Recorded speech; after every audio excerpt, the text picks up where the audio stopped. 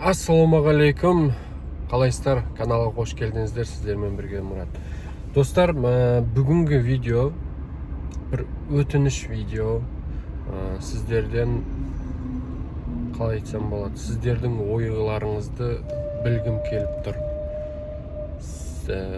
Сұрақ мынандай. Менде білесіздер, машиналар бар: Hyundai Sonata, Kia Ceed Universal, яғни SV. Біреуі 23, біреуі 24 жыл. Одан кейін таныстар алып жатыр, Kia Cerato. Соның барлығында минустар табылып жатыр. Мысалы, әлі Cerata'да запчасты алып келіп береміз деген 2 аптадан өтіп қалды, қателеспесем, бірақ әлі жоқ. 10 күн болды ғой, былайын айтқанда. Әлі хабарласқан жоқ. Енді сұрағым мынандай. Мен Қытайда құрастырылған Hyundai Elantra машинасын алып көрсем ба? Или керегі жоқ па? Себебі, енді өзім кішкене ойым, бәрібір мынау автосалоннан алған 14 миллионға, 10 миллионға, 15 миллион 800-ге алып жатқан машиналарымыздың өзінде минустар жетіп жатыр.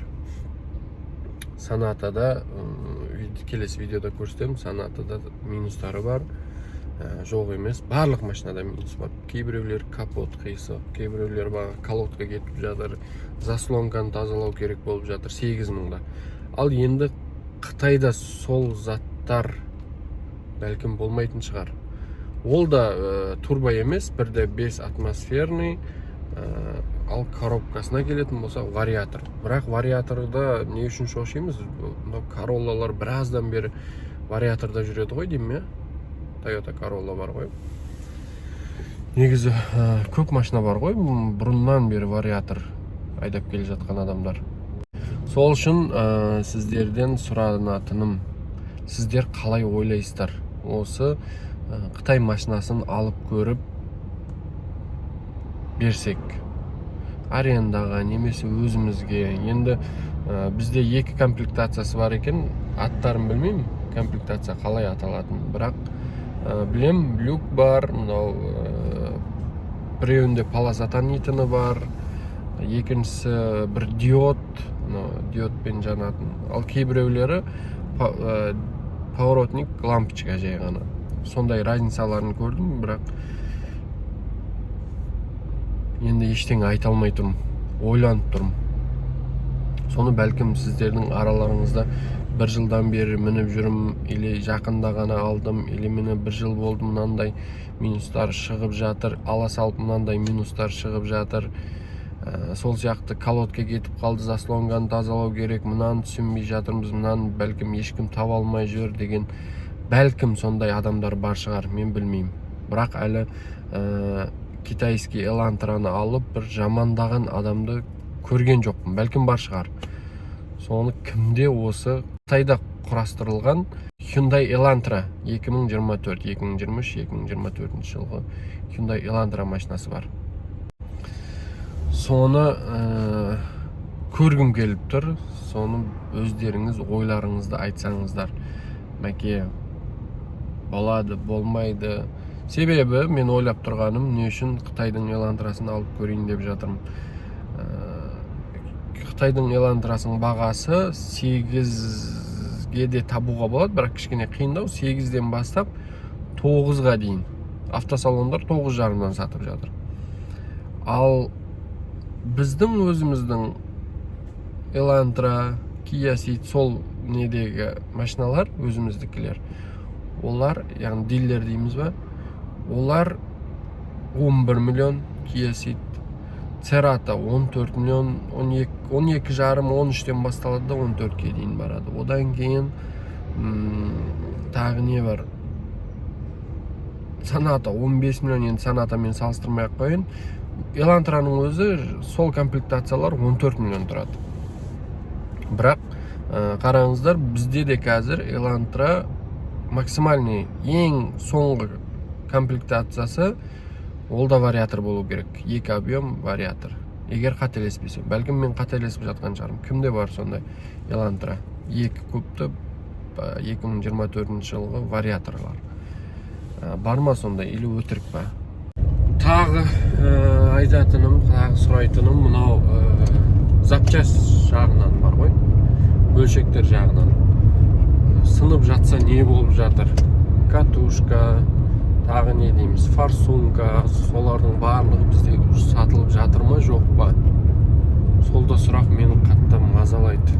Себебі ол машина техника любой уақыт, любой жерде сынуы мүмкін, уақыты келуі мүмкін деген сияқты. Сол кезде қиналып қалмаймын ба? Қазір мен қалада көріп жүрмін, көпшілігі китайский элантрамен жүр. Соны өтініш айтып жіберсеңіздер. Солай, сол мені қатты мазалап жатыр. Сол үшін сіздерге бұл сіздерден көмек сұрайтын видео бұл. Кім не біледі? Бәлкім біреу көріп жүр. Ой, менің көршім алды, анжерімдай, мін жерімдай, или мен өзім айдап жүрмін, или анау ағам айдап жүр, брачкам айдап жүр, әйелім, ананың қызы айдап жүр, бірақ ештеңе болған жоқ деген бәлкім сөздер болып қалатын шығар сондай. Соның барлығын осы комментарияның астына қалдырыңыздаршы. Мен сол элантраға қатты қызығып жатырмын. 14 миллион максимальный комплектация. Мұн жақта көшеде 8,5 миллионға алуға болады. Сонда разница 5,5 миллион ба? 5,5 миллион. Турбина емес, жай ғана 1,5 атмосферный мотор. Ал қорап вариатор. Сол шошып тұрғаның вариатор. Сол қалай болады екен деген. Соң барлығын айтсаңыздар. Өткенде естідім, Черри, Мерри, тағы қандай бір машиналар 1,5 жыл жүрген, уж коробкасын ауыстыруға рекомендация жасап жатыр екен деген сөздерді естідім. Енді өзім көрген жоқпын, үстінде тұрған жоқпын, бірақ сондай сөз естідім. Сол қаншалықты рас, өтірік, мынау Қытай көліктерін айдап жүрген адамдар, соны маған айтыңыздаршы, өтініш. Барлық комментарияларыңыз мен үшін дәл қазір өте маңызды. Сіздерден сұраныс, өтініш, осы барлық ойларыңызды мінсеңіздер де, мінбесеңіздер де, өз ойларыңызды айтып кетсеңіздер. Бәлкім Қытайда жүрген таныс кісілер бар. Бәлкім олар бірдеңе айтып қалатын шығар, Қытайда ол машинаны далада жинап жатыр ғой деп. Жоқ, онда жақсы, қондай деген завод бар, сонда жинап жатыр деп айтып қалатын шығар бәлкім. Негізі Қытай деп не істейміз ғой? Негізі көп телефон Қытайда құрастырылады ғой. Өзіміздің оригинал айфондар көбісі Вьетнам ба, қалай? Samsung'дар бар ғой. Солардың барлығы Қытайда құрастырылады ғой. Біздің iPhone бар, Samsung бар. Мен мысалы міне Redmi ұстап жүрмін. Мінекей. Жаман жерін көріп жатқан жоқпын. Бұл да Қытайдың жақсы бір несі ғой деп ойлаймын. Солай, мені ойымды қатты қиналып жатыр. Соған бір точка қойсақ, сосын көреміз бе, көрмейміз бе, соған қарап. Егер жоқ, мәке, мынау деп